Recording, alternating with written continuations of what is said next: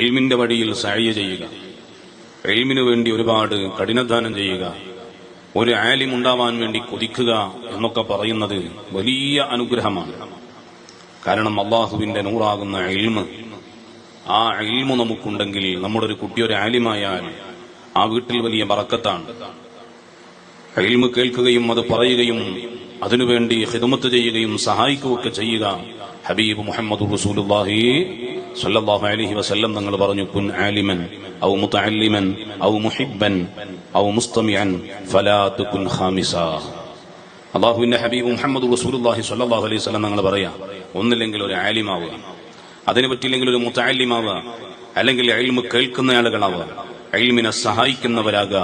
ഫലാ തുകുൻ ഖാമിസാ, ഇതല്ലാത്ത അഞ്ചാമത്തൊരു വിഭാഗത്തിൽ നിങ്ങൾ പെട്ടുപോകരുത് എന്ന് അസ്വാദിഖുൽ മസ്തൂഖ് മുഹമ്മദ് റസൂലുള്ളാഹി സ്വല്ലല്ലാഹു അലൈഹി വസല്ലം തങ്ങൾ പറയാം.